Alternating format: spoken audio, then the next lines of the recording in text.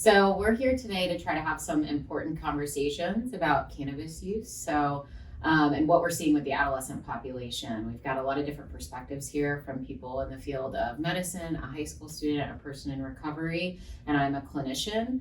And we're just hoping to dispel some of the myths out there. And we got specific questions from Montgomery County high school students, and we're going to try to answer those today. So I think first we kind of wanted to see like what we're seeing out there in the community for adolescents. So I'll share from a perspective of a mental health practitioner. I think this won't come as any surprise. Like cannabis use is definitely increased and pretty significantly, in my opinion.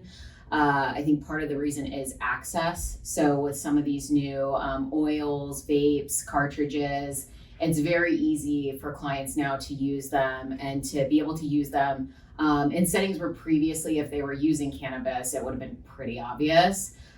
Because they don't have an odor. So I would say overall, because of the increase in access, I'm seeing a big increase in cannabis use disorder. So I know like some of the drug epidemics out there right now get a lot of press, like because we're in an opioid epidemic. But for the adolescent population specifically, I would say the majority of the clients I treat, they have a cannabis use disorder. Or it at least started with a cannabis use disorder and now they have gone on to different drugs. So I don't know on the medical end or the high school end kind of what you guys are seeing, but I'd be happy to hear. Definitely. I think as I'm a junior in high school, so as I've gotten older, I've seen it more present too, but it's definitely increased, like the amount of marijuana use. And a lot of it is just you will walk into the bathroom and you just smell like the cart, like everyone calls it a cart, and there'll just be like 3 girls in a stall just like hitting it in the back with like, and then you walk out and you're like whatever, like it's very normalized. And that's what I think has made it such an issue, is because I mean everyone gets it now. It's not just the cool kids doing it in the back of class. It's like I know band kids, I know sports kids, like it's become so universal, and it's also trickled down a lot to people who are younger too. Like I see a lot of freshmen use it, and it's gone into middle school. That's where I was first introduced to it, like that, you know, when you first kind of hear about it. So it's definitely increased, but it's also very normalized. I mean, I would echo exactly the same thing that both of you have said. And I will say, you know, to add to some of what you've already talked about, is one of the things that's really concerning is it's beyond experimentation and normal envelope pushing and trying to become, you know, independent and define your own personality, and into really a dysfunctional tool for poor coping skills. And we're in a very stressful time. Our culture is getting better about how we address and accept stress and mental health and wellness, but we have a long way to go. And I do think that there is definitely a shift into a larger group of young people using cannabis for a purpose other than fun, friends, experimentation, which is particularly concerning. Yeah, and I think just to kind of echo that, like I started using cannabis as like a 14 or 15 year old, and it was that like it was the social aspect of it, but then it came into that like poor coping skills. I didn't have the ability to cope with some of the situations that I had and thought it would make me fit in. And you know, when I first started using, I didn't have those immediate negative consequences that like I was taught in health class or like the DARE program. You know, it wasn't like I smoked pot one day and immediately started using heroin and had people overdosing and dying. So, you know, I didn't have that, you know, fear of like, it allowed me, I don't know, I think it made me a little more adventurous in my experimentation, which led me to other substances.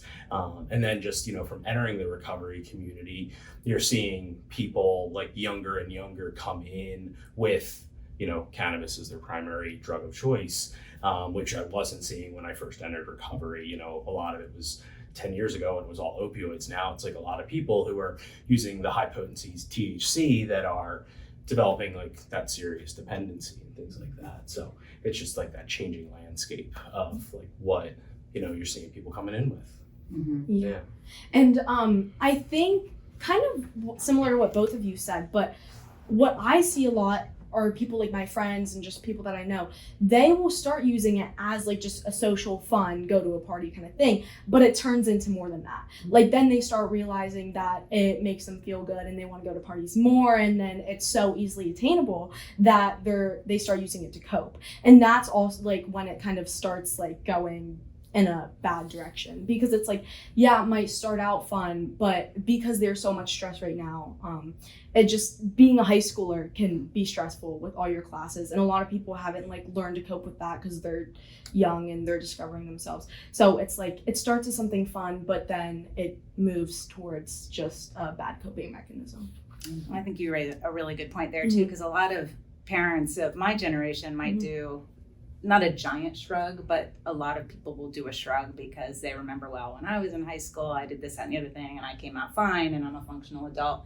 But I do think there is not enough awareness among my generation in the lay community to understand that the potency is so different. And that's something even that I've just come to really understand the magnitude of more recently. And so, the adolescent brain is still developing, so it doesn't take that many episodes of use to start to build down that neuronal pathway to reinforce a short circuit in the brain that will create an addictive problem or substance use problem. Yeah, and I think you can't have that piece without remembering that we're like just coming out of like pandemic.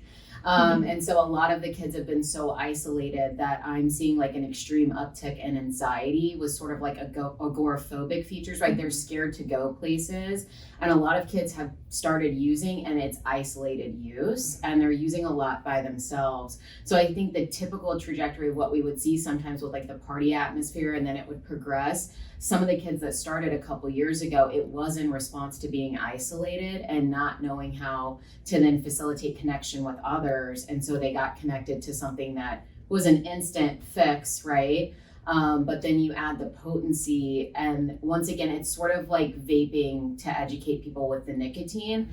If you smoke a cigarette, you have to like usually be outside, right? But if you're hitting a vape, a lot of these kids are doing it inside. So a lot of these kids are hitting the high potency marijuana, but they're also hitting it multiple times back to back in one sitting. So it's not like, if you want to say back with your generation where people would like pass a joint around or something like that. It's like these kids are sitting there smoking high potency THC for hours, multiple times. So the frequency and intensity of use has all been increased, and you pair that with kind of what's going on in society, and it's kind of created the perfect storm, if you will, for something that is minimized a lot in our culture to kind of like take hold, and then so many kids have so many issues with it. Yeah, and I mean, it's like, I know I mentioned like the bathroom scenario, but I mean, it's everywhere. When I'm in the parking lot walking up to the school this morning, it's, I see clouds coming out of the windows of cars. It's literally in the back of classroom. If your teacher isn't paying attention, and they honestly half the time aren't going to notice it. And it's, it's in the hallway, it's through like your sleeve, if you can like hit it through your sleeve, and it's just everywhere. I see people at work do it, they go to the bathroom, like I work at a grocery store, and like it's everywhere. Not everyone is, but it's really common, like in just any scenario too. And I think you touched too on risk perception, Mm-hmm. right? In a sense, and we could have a whole rant about health education classes. Yeah. But I think there's a lot of people that want health education classes to be truly educational, but there's so many rules and laws and politics about what is taught and what isn't taught. And I remember one young person a couple of years told me, like, why don't they tell us in health education, why people use drugs? Like, we know, we hear all the direst outcomes, but there's a reason that people still use drugs, including cannabis, but nobody ever talks about that. We need to know what it is we're facing to be able to, make a right decision for us, which I think is definitely something that's left out of the conversation. Is marijuana, cannabis, is it addictive? Because I've heard many times from all my friends that, not all, but a bunch of my friends that use, you're just in the bathroom, you're like, what are you doing? They're like, oh, it's like just weed, it's not addictive, bro, like whatever. Like, so is it like even on an emotional aspect, like? So I'll And- yes, and- yes. I think we Yes. have a consensus. So 100% of participants in this conversation agree that yes, cannabis is addictive, and that is a common misconception: is that it is not addictive, or not as addictive, or it's rarely addictive. And there's a range of different statistics, and Sure. and you guys can jump in. But one that I read is that a lot of it has to do with the age of your brain when the brain is exposed. And so for a young person to expose the brain milieu to cannabis or other addictive substances under the age of 18, you're 4 to 7 times more likely to develop a problem with substance use disorder or addiction than somebody that exposes their brain as an adult. So one of the the messages that gets away from the abstinence message on drug use is the later you can wait in your life to expose your brain to a substance with addictive potential, the better. Never best, but later better. And so that is one piece. And like we talked about before, frequency of use, dose of use, and early age of use are big predictors for addiction. Mm-hmm. Yeah, and when we talk about like cannabis use disorder, I always like to tell people really there's 11 criteria when we look at that, right? There is a disorder in the DSM, and one of the criteria actually looks at the amount of use. Most of the other criteria is sort of like the impact that it has on the person's life, right? So like quality of life, like are you emotionally regulated? Are you engaged in hobbies and interests? Are you responsible for things at like school or work or whatever? And what does the life of the person actually look like to know what we're actually looking at? It's not that everybody that uses marijuana is going to become addicted, but the earlier you use it, right? And then if you have some of these other vulnerabilities, family history, mental health issues, anything like that, the likelihood dramatically increases. And so with weed, when people are always like, oh, is it addictive? I always kind of chuckle because you can almost get addicted to anything that makes you feel good, right? So like people always forget, like there are people that like have a gambling addiction or a shopping addiction or a sex addiction. So does that mean everybody that buys something off Amazon is going to become addicted? No, but for the person where it satisfies a need within them and it gives them the dopamine hit that they're looking for, that they're not getting elsewhere in a healthy ways, high susceptibility to then want to do it again. And the more they do it, the more we're looking at like a cannabis use disorder. Yeah, and like going off of that, like when I first used cannabis for the first time, it wasn't like I immediately checked off all of those boxes, but like after, multiple situations where I was using it or started using alone or started using like more frequently, some of those boxes start to get checked off for one by one to eventually, developing up that like, actually meeting the criteria for cannabis use disorder or substance use disorder. Yeah, it's interesting because if you get educated about addiction, it is just common, an idea across the board that people believe it is a progressive disease, right? So when we talk about a progressive disease, that means it gets worse the longer it continues untreated. So everybody starts somewhere, and usually where they start, the harm isn't very significant. And it's easy for them to say like, well, I'm not doing heroin. I can't tell you guys how many times I hear that, right? But it's like, sure, but the person addicted to heroin probably said that at one time too. So it's not like we're saying you're gonna get there, but we do know that like it will progress if you go untreated. And for you to have a cannabis use disorder, you actually, like for having a mild one, you only have to meet 2 to 3 of the criteria in the DSM. So to have a more severe, right, then we're talking like usually like 8 criteria and above. But it usually starts someplace, and then if it goes untreated and unchecked, it will get worse.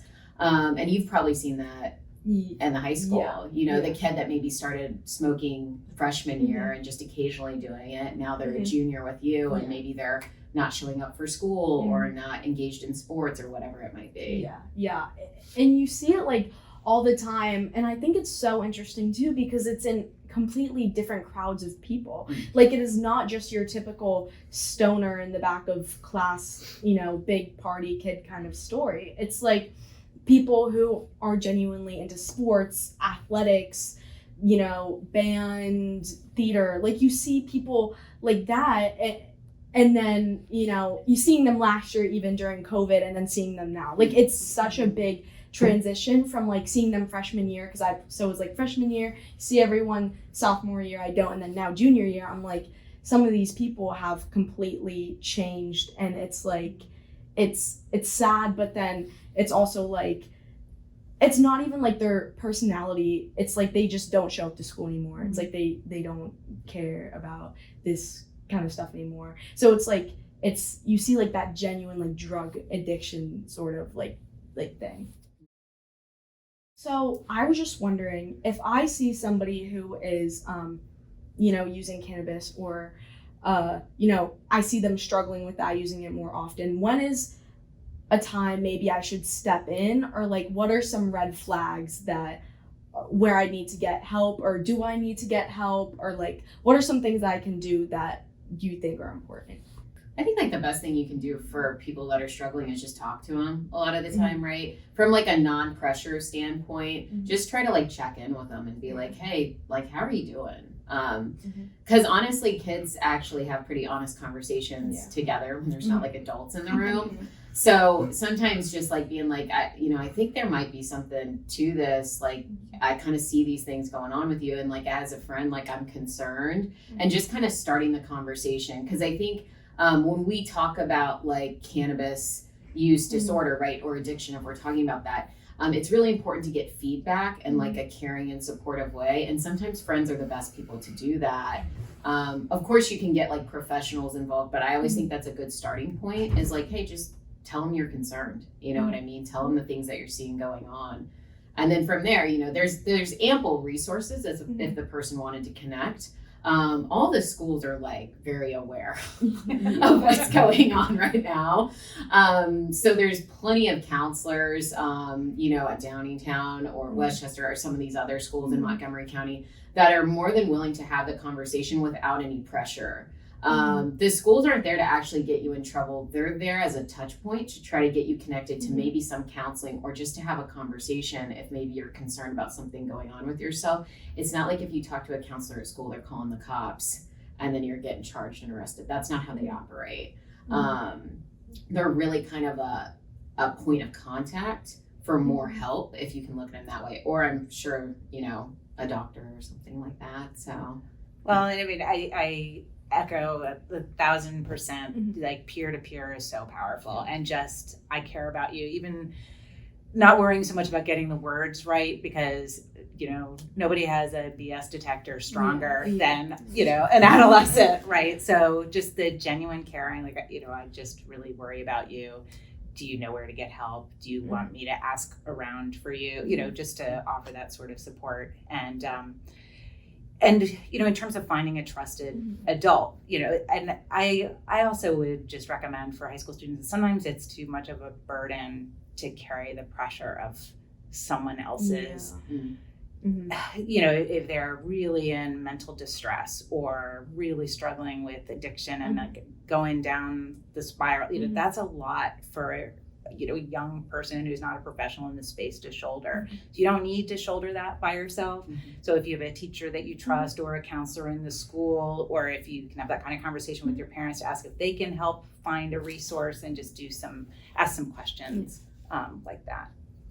Yeah, and thinking about it from like being in recovery, and like when I finally entered recovery and was telling some people that I used to use with, it was like they said like, oh yeah, I figured there was something going on, but like we didn't know how to address it, or like we didn't, it wasn't our place to. And it's like, I don't know if somebody had a conversation with me earlier, like, hey, I'm concerned about you, that wasn't my parents nagging on me. Would I have, or quote unquote nagging, generally caring about my well-being? Throw that out there. But slight like, reframe. Slight reframe. Yeah. So, if I didn't have like, if they had said something to me earlier, like, would my use have progressed to what it did progress to? I think, there was definitely, signs that like I was not going down the right track, and like they noticed, but they just didn't know how to talk to me about it. So like having that conversation, or, getting that support would definitely, could have changed like some trajectory. But I really like that, the idea of like the peer and peer kind of like talking situation to help, just because I think what everyone tells you, like what the parents tell you, what our school tells us, and I do want to talk a little bit about the school, but it's like it's really hard to find like a trusted adult because there's such a stigma around being a snitch. There's a really big stigma around like, oh, like, what do you mean, like, everyone does it, it's not a big deal, like, are you really gonna snitch on me and then the school's gonna call my parents, like, you want my parents to find out? And it's stuff like that where, I mean, all even, like, let's say you're worried about someone and you go to a friend and you're not even like, you're like, hey, I'm worried about a friend, like, what do you think I should do, you know, going to your friend for advice. It's just, everyone's kind of like, oh, like, you don't want adults to find out, you don't want their parents to get mad at them, like, it's not your place to do that, so, like, and that's like, so there is a stigma around going to people, like, about going to adults, about like people above you, like they don't want to get in trouble. So I do like the idea of going to a peer, but I just think it's difficult going to a trusted adult because whether it helps them in the long run or not, in the moment it could cause potentially a lot of issues. So yeah, and that's why I think you were saying, right, like that's a lot of pressure for students to bear. You know, we're seeing like an uptick in like suicide ideation and stuff like that, and I see a lot of people, adolescents get in the thing like where they're like, well, my friend's like suicidal and I don't know what to do, but like I don't want them to like do something impulsive, and they get sort of in this whole thing where then it impacts them. And so I do think it's kind of important to like support, but also remember like you're not in charge and you're not in control of like what other people do. And you can be supportive in the way that you're comfortable, and that can be okay. You know what I mean? It's not like your job to make sure that person is okay. I also think it's just hard because in school, I think between the students, like between my peers, it's very like, oh, I kind of know you're like smoking weed, whatever. Like it's normalized there. But I don't think I've ever had, even like in a health class, you know, you have the STDs mentioned, you have, you know, but I don't think we've talked about like drug use or anything important that I've remembered this year at all, which is, it's hard because I think, and even if we do talk about drug use, it's not the, oh, like, I know you're using weed at a party, it's, oh, you're gonna use heroin, you know, down the road. Don't use scare heroin. tactics. Like, don't use heroin. That's so bad for you. Like, and then you learn, oh, what does heroin do? What does coke do?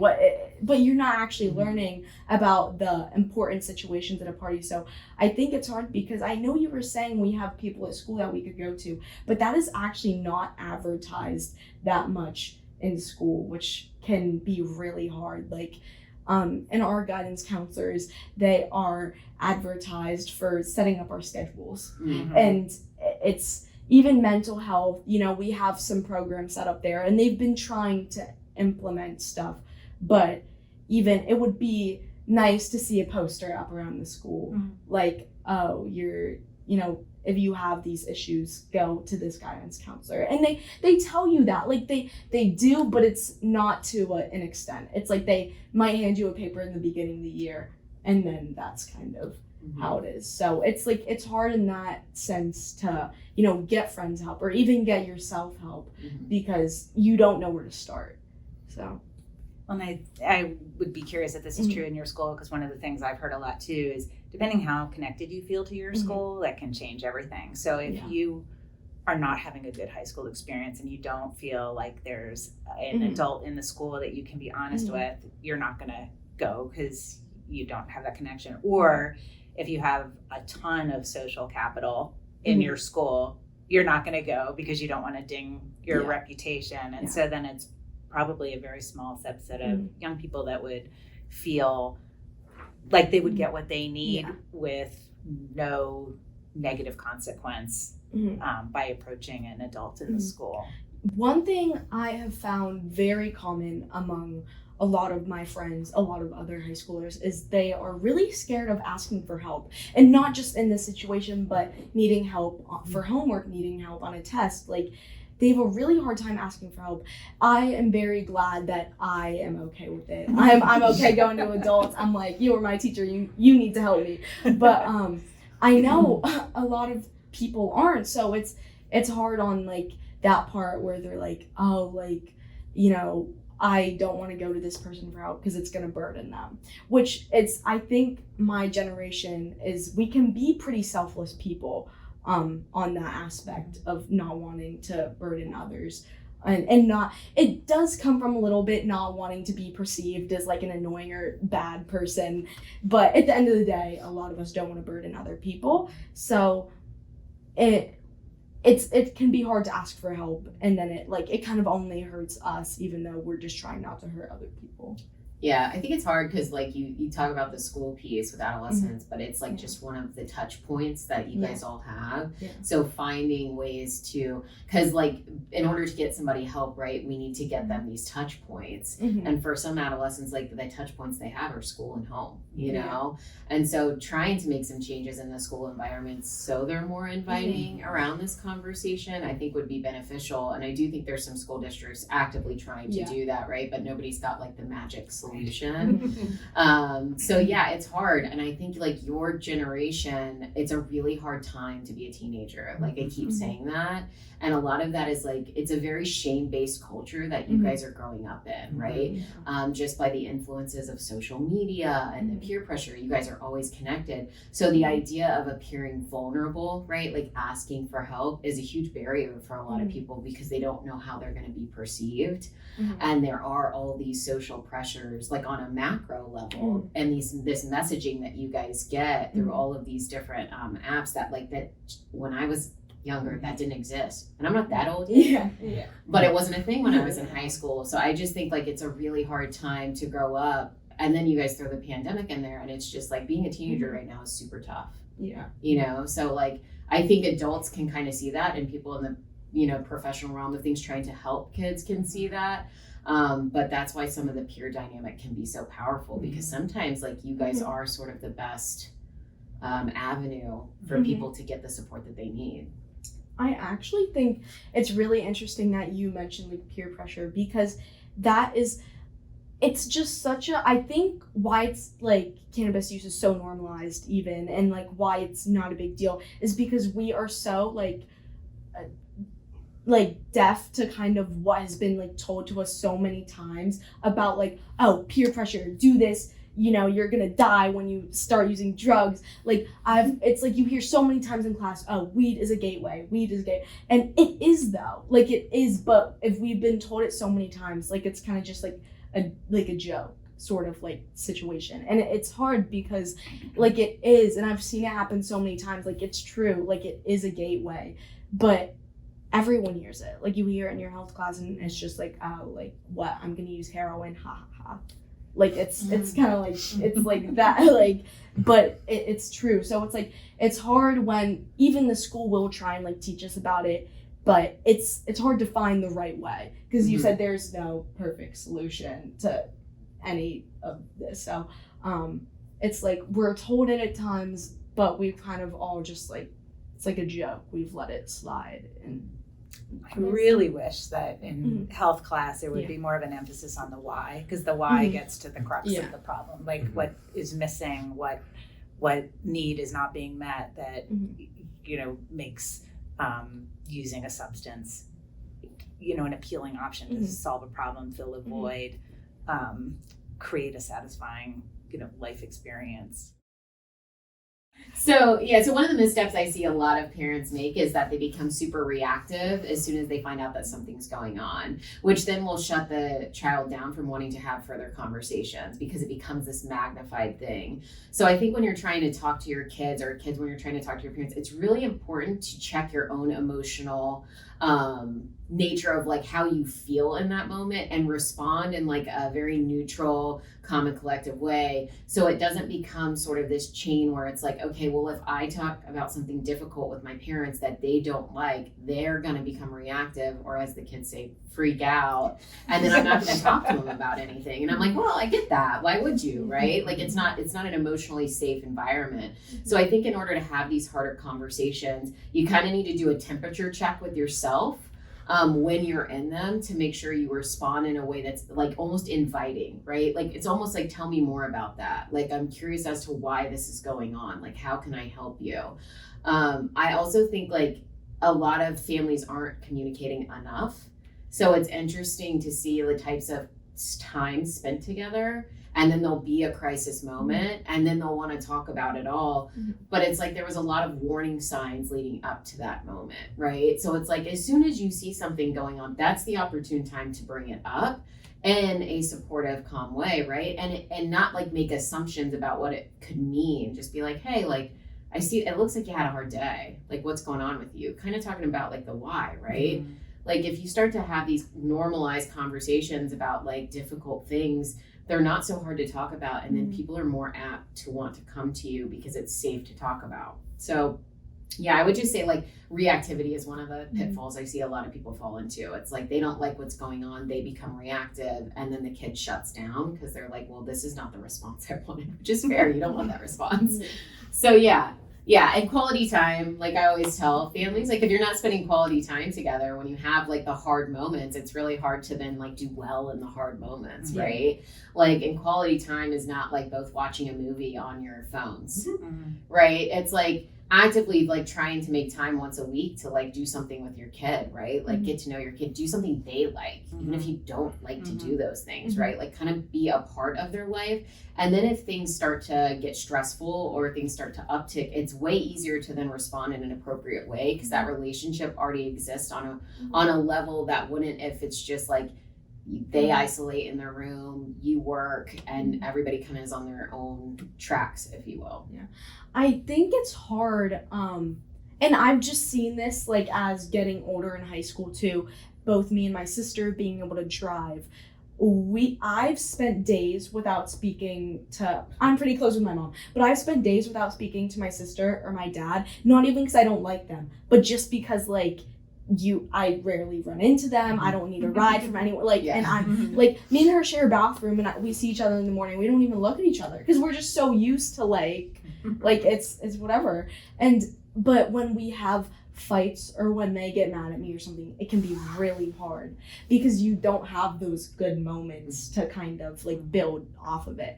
So it can be hard, but I think especially with the pandemic and just people being so isolated within themselves, like within their rooms, like even I know like when I had COVID or when my sister had COVID, it's like you're just locked in your room and you're really used to like not having to go to anyone, not going to anyone. So those conversations with parents can be really hard. And then when they do get mad at you, it's like you feel like they hate you. Because I think what every kid wants to do is, you know, live up to their parents' expectations. That's all they want to do. They want their parents to love them and care about them. And, you know, it's really easy when you're young and emotional and to just kind of be like, oh my gosh, I'm, you know, using weed and my parents just found out and they're gonna hate me forever, and you know I don't even want to talk to them about it. They won't understand. It's very common among us because a lot of times it's really hard for adults to understand what our life is right now with the, you know, social media and,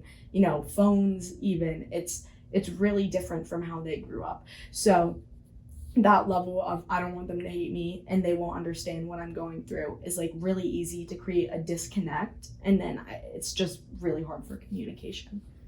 I just would want to toss to you a word of support to the parents, the parents in the room, you know, but being a parent is really hard, and to have an emotional response when your kid does something that scares you is totally normal, but parents are supposed to be the adults.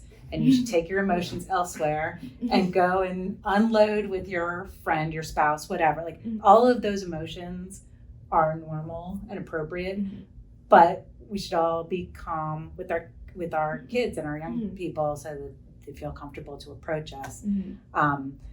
Because nothing is scarier than worrying that your kid is going to not be safe or not have a happy life, or all of the multitude of things you worry in the long journey of watching your little baby become, you know, an adult that enters the world. So yeah, and thinking about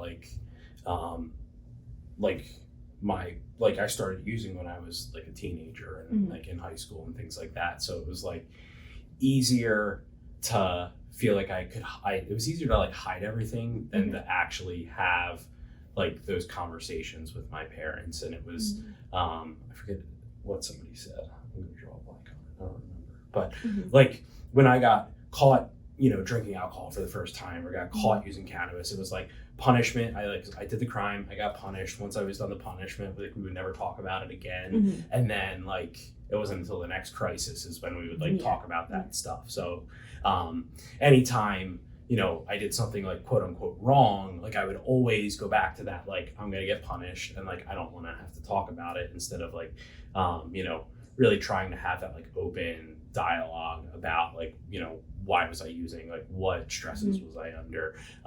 You know, I didn't really have that like emotional vocabulary to be able to like get vulnerable at that, like, you know, at 16 years old. So like, you know, it's something that, you know, we had to work on as like a family unit. And like, you know, I have a great relationship with my parents now, but it took like, you know, some intense therapy on myself. You know, we did some family therapy when I was first entering recovery. So it was like, you know, there's, you know, even if it seems like there were times where I was like, I'm just never going to talk to my parents again. But like, you know, through the recovery process, we were all able to heal together. So, you know, that's like kind of giving that hope on the other side of like, yeah, it might seem terrifying and terrible, but like, you know, there is, you know, room for growth and you know, room for hope. So, yeah. And the segue, there was a question that I remember seeing, but it's like one of the things I run a family program weekly, and one of the things that comes up on like every group, and I can't talk enough about it, is like modeling, right? So when we talk about parents, right, it's a really difficult time to be a teenager. It's a really difficult time to be a parent. So there's challenges across the board, but kind of like you said, like to hold space for your teenager and not project all of your emotional stuff and kind of like throw up on them emotionally. What would be required is to you have a space where you can process things out, whether that's a spouse, therapy, friend, right? And a parent that's doing that is modeling, right? That expressing how you feel to like somebody that's supportive is a healthy like coping skill to have.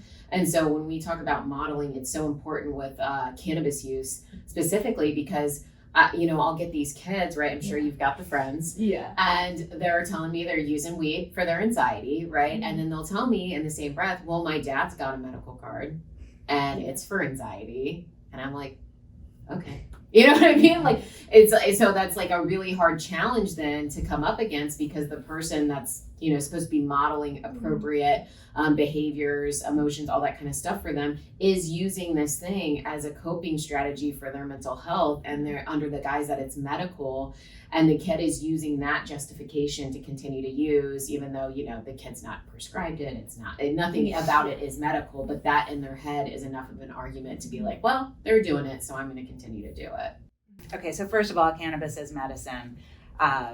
I worked in the pharmaceutical industry for over a decade, and so I'm familiar with the drug development path and what are the requirements to study a new molecule to get it approved so that the benefit is determined to outweigh the risks and the side effect profile in humans. Cannabis has not been studied in this way. There are no cannabis-related medicines, or cannabis has not been studied in adolescents. Nothing has been approved for any medical indication in young people, period, full stop.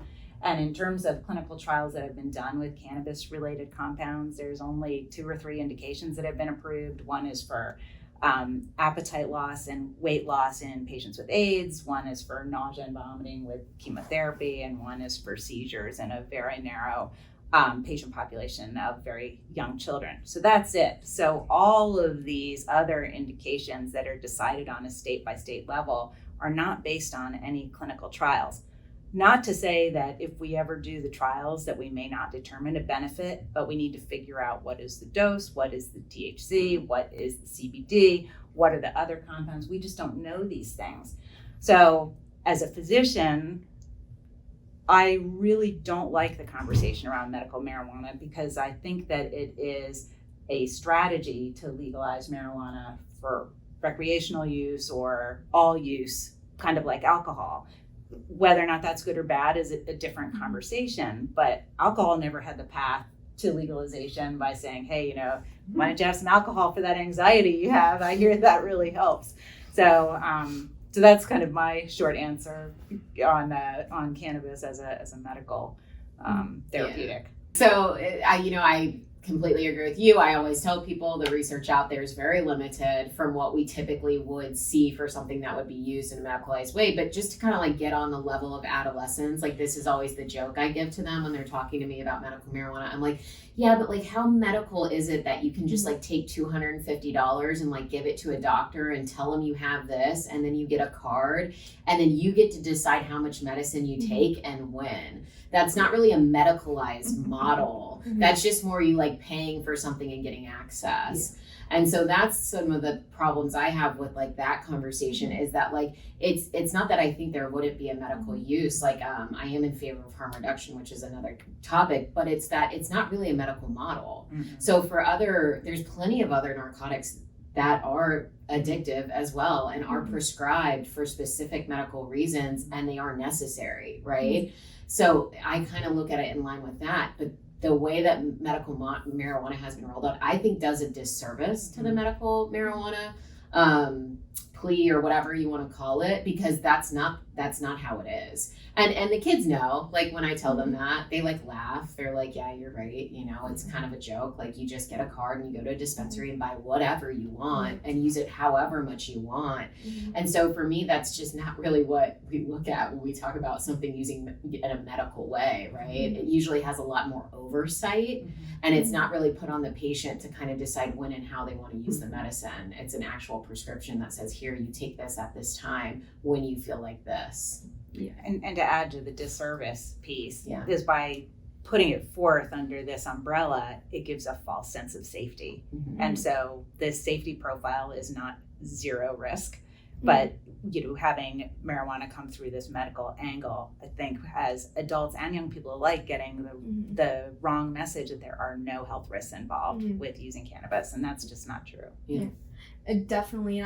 Just like a little scenario of I think how it plays out for a lot of teenagers with like the medical use is it's the whole stigma once again around asking for help and not wanting to burden other people, because I mean with the internet it's like, okay, do I have anxiety? Let's just Google, do I have anxiety? And that's kind of what it is. It's they go and they can research anything they want, and they'll self-diagnose with whatever they have. They say, oh, okay, well, I guess I could just start using cannabis. It says this helps here for anxiety. Like I'll start using that. I know this person has a plug. This person has a plug. And unfortunately, for certain mental symptomatology, it can actually make things worse. And there's a lot to be teased out in what that looks like, but from my read, and I'd be curious if your read is the same, it does look like for a certain subset of patients, you can actually precipitate schizophrenia down the road. There are certainly some young people that have genetic traits for certain mental diagnoses where exposure of the brain to cannabis can actually precipitate a lot of that. And acutely you can have paranoia, panic attacks, anxiety. So young people that are and adults too, because I know plenty of adults that say the same thing. I'm going to take cannabis or use marijuana because I am anxious or stressed. It has in their mind a paradoxical reaction because it's actually worsening all of those symptoms. Yeah, I would say, and not to use like fear tactics or anything like that, this is actual just like personal and professional experience. The amount of psychotic symptoms we're seeing specifically in relation to cannabis from people using it, they have upticked. I do regularly evaluate an adolescent who is actively in psychosis, and I get a lot of teenagers that just think that doesn't happen, but I would tell you at least once a month I evaluate somebody that has lost touch with reality and doesn't know like really who they are or what's going on, or they're displaying really irrational like behaviors because they've been using cartridges usually, right? And then the mental health acuity has upticked. And then in the anxiety piece, I get all these kids that say they use it for the anxiety, and my like I said, professional experience, it's just made everything worse. So it's kind of the same thing you see with other substances. It alleviates the symptoms. Sometimes it throws them into a panic attack, but it'll alleviate the symptoms in the short term, right? They'll get that instant gratification where they will feel less anxious, but they'll get the rebound effect that it's not really addressing the anxiety, it's just masking it. And then what happens is they don't learn how to cope with the anxiety, so the anxiety just gets worse, right? And it just progresses until the point like they are having panic attacks every time they don't have it or something like that. So to me, it's like a masking agent for anxiety. So I'm not denying that they might not feel that it works at times to alleviate the symptoms, which is why they would continue to use it, which is what I tell people all the time. I'd be really concerned if you're using this and it didn't give you some desired effect that you liked and you continued to use it. So that actually makes sense to me. It's just we're kind of looking at the long-term effect of this, not like, okay, well, did you use it today and you felt less anxious immediately? That actually tells us that there is an addictive component to it, right? So yeah, it's been really tough for me to kind of go against some of the conversations people are having in the high schools that just, I joke with them regularly, like whatever the TikTok trend related to mental health of the week is what like people in my office are telling me that they learned. And I'm like, well, okay, let me tell you what's actually going on there and educate you from my end. Just because it's on TikTok doesn't mean that's what's up. You know what I mean? I don't know. So basically when somebody's exhibiting the more depressive side related to cannabis use disorder, right? So this is kind of what we were talking about when somebody starts to just have low motivation, disengage from hobbies, interests, activities, meaningful relationships. What's happening is that person, because their use has progressed, right, is operating in a dopamine deficit. So if you guys can just kind of think of dopamine and pain operating on a seesaw, every time you try to engage in a substance, right, and this just isn't cannabis, but cannabis is in this conversation too, you get what I call a cheap dopamine hit, right? Which then your brain's always going to try to correct because your brain's always fighting for balance. And so it upticks the pain, right? And so the more you do the cheap dopamine hits, right, the more you're in like psychological pain.